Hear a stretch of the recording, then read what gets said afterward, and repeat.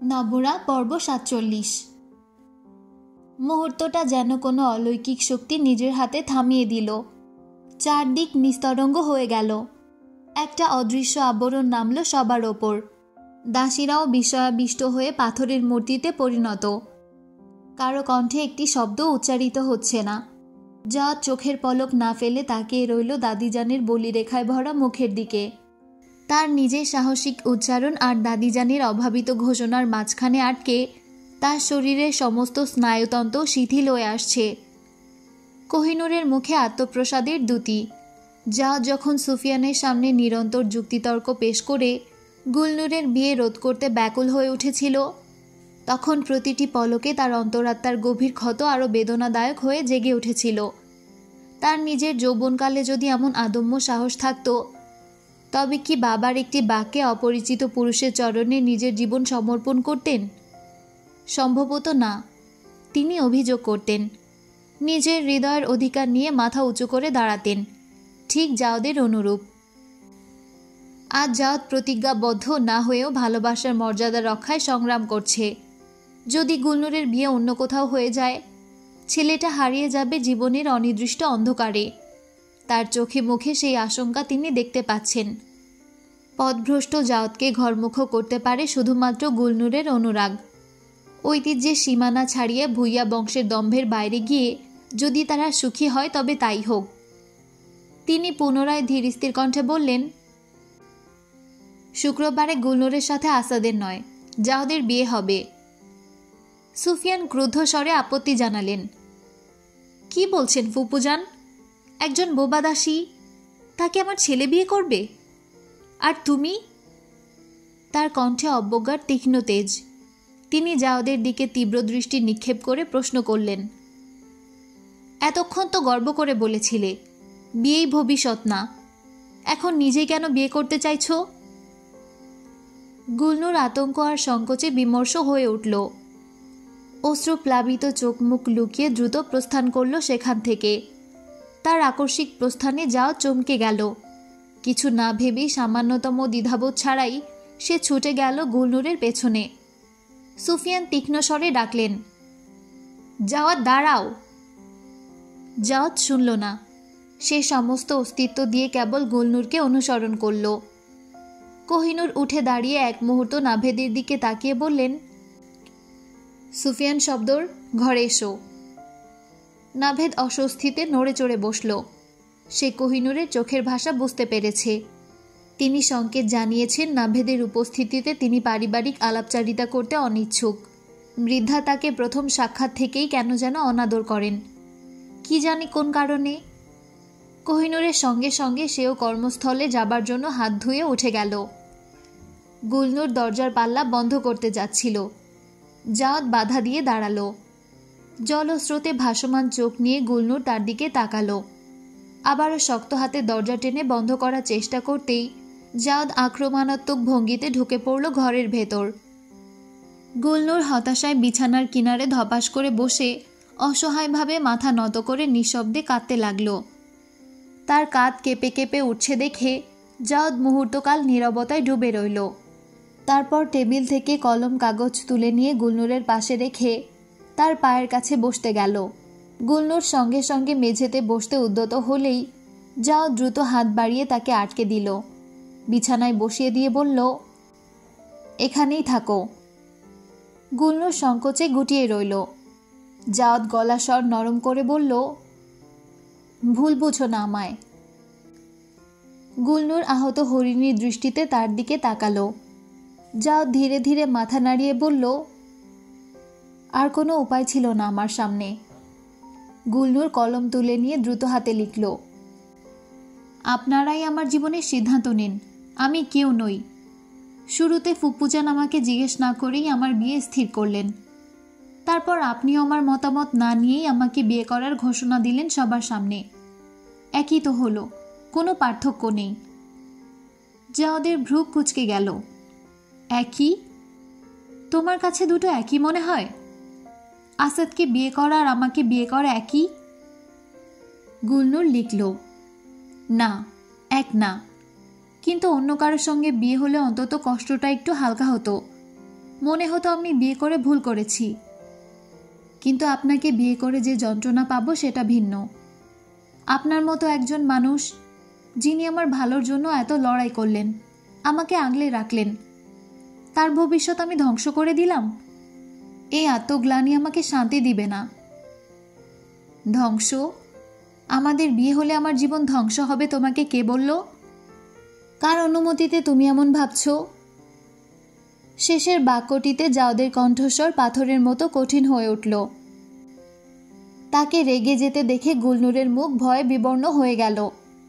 জাওদের তীব্র দৃষ্টি তার চোখের ভয়ার্ত চাহনি ধরতে না পেরে নিভে এলো। দ্রুত কোমল হয়ে হাত বাড়িয়ে গুলনুরের গালে স্পর্শ করে বলল, তুমি ভুল চিন্তা করছো। আমি তোমার সঙ্গে ভালো থাকি গুলনুর। আমি একটা ভয়ানক ঝড়ে একটা নিষ্ঠুর সত্যের মুখোমুখি হয়ে এলোমেলো হয়ে গিয়েছিলাম। তোমার বন্ধুত্ব, তোমার সঙ্গ আমাকে সেই অসহ্য বেদনা থেকে রক্ষা করে। আমি তোমার উপস্থিতিতে আশ্বস্ত বোধ করি। যাদের চোখ জলজল করছে আবেগে। শহরের দিনগুলো আমার কাছে কেমন অনুভূতি হতো তুমি জানো? জানো না। মনে হতো দীর্ঘকাল সমুদ্রের গভীরে ডুবে থেকে অবশেষে কিনারায় উঠতে পেরেছি। মুক্ত বাতাসে শ্বাস নিতে পারছি। আমার অস্তিত্বকে তো পুনর্গঠন করেছ তুমি, ধ্বংস করবে কি করে? গুলনুর অবাক বিস্ময়ে শুনছিল জাওদের বলা এই সরল স্বাভাবিক স্বীকারোক্তি। তার হৃদয়ের অন্ধকারে যেন এক ঝলক আলো এসে ছুঁয়ে গেল। সাহস সঞ্চয় করে আবার লিখল, সেটা তো বন্ধু হিসেবে, জীবনসঙ্গিনী হিসেবে আরও অনেক দায়িত্ব এসে জড়ায়। দাম্পত্য। গুলনুরের হাত হঠাৎ স্থির হয়ে গেল। লেখনি যেন অবশ হয়ে গেছে। সে মুহূর্তের জন্য জাওদকে দেখল, তারপর আবার লিখল, আমি কখনোই পরিপূর্ণ স্ত্রী হয়ে উঠতে পারবো না। যদি বাধ্যতামূলক স্ত্রী হওয়ার চেষ্টা করি, সেটা আমার কাছে। গুলনুরের হাত আবার থেমে গেল। চোখের কোণ থেকে এক ফোঁটা অশ্রু মুক্তার মতো গড়িয়ে পড়ল। কিভাবে সে বোঝাবে? তার পক্ষে অসম্ভব একজন পুরুষের সঙ্গে ঘনিষ্ঠ হওয়া। দেহে দেহে প্রেমের যে অদম্য আকাঙ্ক্ষা প্রতিটা নরনারীর অন্তরের গভীরে বাসা বাঁধে, সেটা তো তার মধ্যে মৃত। অতীতের সেই কালো আঙুলগুলো তা কেড়ে নিয়েছে চিরতরে। যে তাকে বিয়ে করবে, সে হয় জোর জবরদস্তিতে সেই কালো হাতের প্রতিরূপ হবে, নতুবা তারা দাম্পত্যের সেই মিষ্টি আনন্দ থেকে বঞ্চিত থাকবে। তার অধিকার নেই জাওদকে সেই সুখ থেকে দূরে রাখার। গুলনুরের আঙুলগুলো কাঠের পুতুলের মতো স্থির হয়ে গেল। জাওদ তার মনের কথা বুঝতে পেরে তার দিকে তাকিয়ে বিষণ্ণতায় মিশে যাওয়ার হাসি হাসল। যৌনতা অন্যদের কাছে প্রেম হলেও তার কাছে ঘৃণার রংচটা অদৃশ্য কফিন। এক সময় ছিল যখন সে 8-10টা পুরুষের মতোই ছিল। তাপ, আকাঙ্ক্ষা, বাসনা সবই ছিল তার ভেতর। তারপর একটা সত্য সবকিছু বদলে দেয়। বিভীষিকাময় সেই স্বপ্ন দুঃস্বপ্নের মতো সেই দৃশ্য তার হৃদয়ের রন্ধে রন্ধে বিষ ঢেলে দিয়েছিল। এক সময় মানসিক ভারসাম্য হারানোর উপক্রম হয়েছিল তার। একটু শান্তির জন্য বন্ধুদের একজন তাকে নিয়ে গিয়েছিল সেই সব অন্ধকার গলির দিকে, যেখানে শরীর বিকোয়, যেখানে সম্পর্ক নয়, শুধু লেনদেন চলে। শান্তির বদলে যেখানে পা রাখতেই তার ভেতরের বিভীষিকাগুলো আরও তীব্র হয়ে জেগে ওঠে। স্মৃতির পর্দায় ভেসে উঠেছিল অপ্রকাশ্য দৃশ্যপট, ভয়াবহ যন্ত্রণা। ঘৃণায় ভরে গিয়েছিল তার অস্তিত্ব।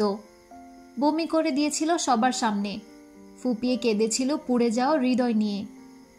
সেই দিন থেকে জাওদের মধ্যে অদৃশ্য মৃত্যুর সূচনা শুরু হয়। পুরুষত্বা নিঃশেষ হতে থাকে নিঃশব্দে। আশ্চর্যের বিষয় হলো, গুলনুরের প্রতি প্রচণ্ড আকর্ষণ থাকা সত্ত্বেও সে কখনো তাকে নিয়ে কোনো শরীরী কল্পনার মধ্যে যায়নি। এই ভালোবাসায় সে অন্ধকারে আলো ফোটানো শান্ত মশাল, যে মশাল আগুন নয়, শুধু উষ্ণতা দেয়। জাওদ নরম স্বরে অভয় দিয়ে বলল, ভয় পেও না। সমাজের নিয়ম মেনে আমরা বিয়ে করব ঠিকই, কিন্তু সম্পর্কটা এমনই থাকবে, বন্ধুর মতো। আমি চাই না তোমাকে হারাতে গুলনুর। তুমি আমার জীবনের একমাত্র আলো। এ আলো নিভে গেলে আমি আর নিজেকেই খুঁজে পাবো না। বিশ্বাস করো, আমি কিছু চাই না, শুধু তোমার পাশে থাকাটুকু চাই। গুলনুর চোখ মেলে তাকিয়ে রইল। তার চোখে অবিশ্বাস, বিস্ময়। রকচটা দাম্ভিক জাওয়াত জমিদার পরিবারের একমাত্র সন্তান তার সামনে বসে এভাবে আকুতি করছে। তার মতো কলঙ্কিত মেয়েকে জীবনে বেঁচে থাকার কারণ ভাবছে। জাওয়াত ধীরে ধীরে তার হাতটি ধরে বলল, তুমি আমার জন্য রান্না করবে, আমার ঘর সাজাবে, দিন শেষে আমি ঘরে ফিরব, তুমি শুধু আমার অপেক্ষায় থাকবে, শুধু তুমি। এর চেয়ে বেশি কিছু চাই না। পারবে না আমাকে এতটুকু ভালোবাসা দিতে? বিনিময়ে তুমি যা চাও আমি তাই দেব। শুধু থেকে যাও গুলনূর, আমাকে একা ছেড়ে যেও না। গুলনূরের চোখের কোণ ভিজে উঠল। সে ধীরে ধীরে জাওদের চোখের দিকে তাকিয়ে একটুখানি মাথা নাড়ল। সুফিয়ান ঝড়ের বেগে ঘরে প্রবেশ করে বললেন, ফুপুজান, আপনার মতো প্রজ্ঞাবান নারী কি করে এমন সিদ্ধান্ত নিতে পারে? বাক্যগুলো কামানের গোলার মতো ছুটে এলো তার কণ্ঠ থেকে। কোহিনূর চিলের দৃষ্টিতে তাকিয়ে থেকে বললেন, স্বরে ভদ্রতা আনো সুফিয়ান। সামান্য 4টি শব্দে সুফিয়ানের অন্তরাত্মা হিমশীতল হয়ে গেল। মুহূর্তে নিভে গেল রক্তের উত্তাপ। তাকে গ্রাস করল সীমালঙ্ঘনের অপরাধবোধ। মাফ করবেন ফুপুজান, তবে আপনার এই সিদ্ধান্ত আমার অন্তরে বিক্ষোভ তুলেছে, মাথা নত করে বলল সুফিয়ান। কোহিনূর চেয়ারে সোজা হয়ে বসে বললেন, আমি বিবেচনা করে সিদ্ধান্ত নিয়েছি। যাও দেখো না, আবেগে ভেসে চলা তরুণ, ওর আবেগের পেছনে কি আমরা সমস্ত কিছু ছেড়ে দিতে পারি? আমি আবেগের কথা বলছি না সুফিয়ান, আমি দেখেছি জাওদের চোখের দৃষ্টি। যে ভালোবাসা গুলনূরের প্রতি ওর হৃদয়ে জন্ম নিয়েছে সেটা অন্তত ক্ষণিকের জলরং নয়। শব্দর বলল, জাওদ কি নিজে এসে আপনার কাছে তার অন্তরের কথা বলেছে ফুপুজান, নাকি আমরা অনুমানের আলোকে পথ চলছি? না, জাওদ মুখে কিছু বলেনি, কিন্তু মানুষের চোখ যখন কথা বলে তখন শব্দের প্রয়োজন হয় না। আমি মানুষের চোখ পড়তে পড়তে বুড়ো হয়েছি। জাওদের চোখে আমি যা পড়ে জেনেছি সেই জানা শতবার শত কথার চেয়েও বেশি সত্য। যে প্রেম আমি দেখেছি শুধু বিয়ের মালা গাঁথার জন্য যথেষ্ট নয়, জীবনের সমস্ত ঝড়ঝাপটা সহ্য করার মতো শক্তিশালী। কিন্তু বোবা বংশহীন এক দাসীকে হঠাৎ করেই এই পরিবারের পুত্রবধূ করে তোলা, এই সিদ্ধান্ত কি হুট করে নেওয়া হয়ে গেল না? শব্দর প্রশ্ন করল, কণ্ঠে সংশয়ের ছায়া। কোহিনূরের চোখ তীক্ষ্ণ হল। তুমিও তো এক সাধারণ ঘরের কন্যাকে ঘরে এনেছো শব্দর, তখন তো তোমার বউকে নিয়ে কেউ প্রশ্ন তোলেনি। শব্দর নিশ্চুপ হয়ে গেল। সুফিয়ান বললেন, শব্দরের ব্যাপারটা আলাদা ছিল। ওর বয়স হয়েছে, কেউ ওর বিয়েতে অপেক্ষা করেনি। জাওদের পরিস্থিতি ভিন্ন। জাওদ শেষ বংশধর, ওকে তো সকল দিক চিনে পথ পাড়ি দিতে হবে। ভূঁইয়া বংশের শেষ বংশধর যে কোনো মেয়েকে বিয়ে করতে পারে না।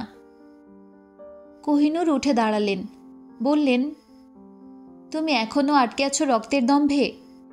রক্তই যদি সব হতো তবে নিষ্ঠুর রাজার ঘরে মহাপুরুষ জন্মাত না। তিনি ঘাড় ঘুরিয়ে জানালার ফাঁক দিয়ে সোনালি ধানের ক্ষেত্রে দৃষ্টি নিবদ্ধ করে বললেন, ভালোবাসা ধন মান জাত পরিচয় মাপে না সুফিয়ান। যে ভুল আমি একবার করেছি আর চাই না তার পুনরাবৃত্তি হোক। কিসের ভুল? সুফিয়ানের গলায় বিস্ময়ের সুর। কোহিনূর কাটা কাটা গলায় বললেন, তোমার মনে নেই সুফিয়ান, একদিন তুমি আমার আব্বাজানের কাছে আলীর কথা বলেছিলে, তাই তো আব্বাজান দ্রুত আমার বিয়ে ঠিক করেছিলেন। আলী আমাদের মতো উঁচু ঘরের ছেলে নয় বলে তার ভালোবাসার মূল্য আমরা কেউই দিইনি। সুফিয়ানের মুখ পাণ্ডুর হয়ে গেল। কোহিনূর কোনো সংশয় ছাড়া স্পষ্ট কণ্ঠে জানিয়ে দিলেন, এই মুহূর্ত থেকে এই বাড়ির ছেলে মেয়েদের ভবিষ্যৎ কোনো বিধিনিষেধ ঠিক করবে না, ঠিক করবে তাদের ভালোবাসা। আমি যে সিদ্ধান্ত নিয়েছি তাই অটুট থাকবে। যদি আমার সিদ্ধান্ত কারো সহ্য না হয় তবে আমি চলে যাব এই বাড়ি ছেড়ে। আমাকে আর কখনো কোনো উৎসবে, কোনো মিলন মেলায় খুঁজবে না তোমরা। সেই প্রস্তুতি নিয়ে এসো এই ঘরে সুফিয়ান। অথবা নিজের অন্তরকে প্রশ্ন করো এবং সঠিক সিদ্ধান্ত নাও। এখন আমাকে একা থাকতে দাও। তার কথা ফুরোতেই ঘরে যেন শোক নেমে এলো। শব্দর ও সুফিয়ান একে অপরের মুখের দিকে তাকিয়ে রইল। ভূঁইয়া পরিবার যখন বিয়ের সিদ্ধান্ত নিয়ে দুই প্রতিপক্ষ তৈরি হয়ে গোপন যুদ্ধে লিপ্ত হয়, তখন মহলের সীমানা থেকে বেশ দূরে একটি পুরনো বটগাছের ছায়াতলে অপেক্ষারত দুটি পুরুষ মূর্তি, নওয়াজ বাহাদুর আর অরিজিৎ। তাদের ঠোঁটে তালা ঝুলছে, চোখে উদ্বেগের কালো মেঘ জমাট বেঁধেছে। কারো আগমনের প্রতীক্ষায় তারা প্রাণ পাখির মতো উৎকর্ণ হয়ে দাঁড়িয়েছে। বিকেলের সোনালি আভা ধীরে ধীরে মিলিয়ে গেছে, রাতের কালো চাদরে ঢেকে গেছে চারপাশ। আকাশে কালো মেঘের দল ঘনিয়ে আসছে, ক্রমশ রাতের গভীরতা বাড়তে লাগলো। আকাশও যেন সেই অদৃশ্য টানাপোড়েনের একটি পক্ষ হয়ে উঠল। মেঘের গর্জন, বিদ্যুতের চমক, বাতাসের শীষ শব্দ সবকিছু মিলে এক অশান্ত বাতাবরণ সৃষ্টি করেছে। তারপর শুরু হলো বৃষ্টির ঝর্ণা। বটগাছের ঘন পত্রপল্লব বৃষ্টির বেশিরভাগ ধারাকে রুখে দিচ্ছিল, তবুও টুপটাপ শব্দে কিছু জলকণা মাটি স্পর্শ করেছে। নওয়াজ আর অরিজিৎ কচু পাতার প্রাকৃতিক ছাতা নিয়ে নিজেদের রক্ষা করার চেষ্টা করল। হঠাৎ মেঘভেদী বিদ্যুৎ চমকে আকাশ চিরে গেল। সেই আলোক ঝলকে স্পষ্ট শোনা গেল মাটিতে কারো পায়ের মৃদু আওয়াজ। ভূঁইয়া পরিবারের গোপন সুড়ঙ্গ পথ দিয়ে কোনো ছায়ামূর্তি এগিয়ে আসছে। নওয়াজ আর অরিজিৎ তড়িঘড়ি করে নিকটবর্তী ঝোপের আড়ালে সরে গেল। সতর্কতা যেখানে জীবন মরণের সন্ধিক্ষণ, সেখানে অপ্রয়োজনীয় সাহস মূর্খতা। বিদ্যুতের আরেকটি উজ্জ্বল ঝলকানিতে একটি নারী মূর্তি দৃশ্যমান হল। ভিজে জলকাদার মধ্যে তার শরীরে লেপ্টে থাকা সালোয়ার কামিজ, মাথায় একটি ছোট ছাতা। আলোর আরও একটি ঝলসানিতে দেখা গেল তার কপালের ডান পাশে একটি পুরনো লম্বাটে ক্ষতচিহ্ন। অরিজিৎ নিজের অজান্তেই আড়াল থেকে ডেকে উঠল, নয়নতারা। মেয়েটির চোখে সামান্যতম অনুভূতির ছায়াপাত্রও নেই, বরং হিমালয়ের তুষারখণ্ডের মতো নিষ্প্রাণ দৃষ্টি। সে ধীর পায়ে নওয়াজ বাহাদুরের দিকে এগিয়ে গেল। পাথরে চাহনিতে নওয়াজের চোখে স্থির রেখে প্রশ্ন ছুড়ে দিল, এই নরাধামটা তাহলে দেশে ফিরেছে?